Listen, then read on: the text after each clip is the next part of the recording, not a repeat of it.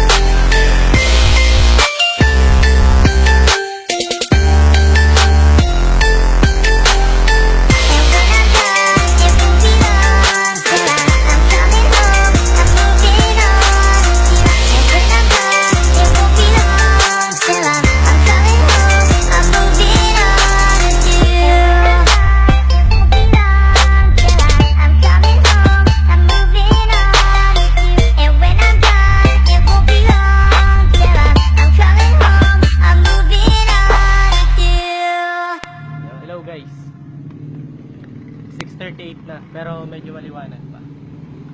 Ngayon, para sa review para dito sa aking drone. Okay siya gamitin. Stable. Yun nga lang, di niya kaya yung sobrang lakas na hangin, syempre. Maliit lang siya eh. Kung kalmado yung hangin, kung wala talagang hangin sa labas, nagagamit naman siya. Kahit outdoor o kaya indoor. Meron din siyang 1 key return. Maganda yun. Tapos headless mode tsaka trim. Tapos kaya niya rin mag 360 inversion.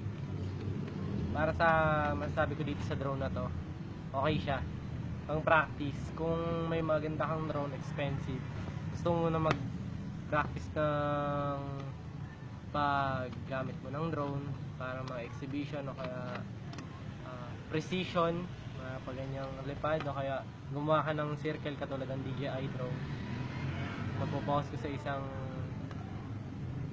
sa isang bagay, maganda siyang pag-practicean. Ano siya, durable din siya. Ilang beses ko na siyang nabagsak tsaka nag-crash, pero okay pa rin siya. Pero nakaputol lang ako ng LEC, bali pangatlo ko na siyang palit. Pinagpa-practicean ko. Maganda rin siya. Yun lang guys. Thank you.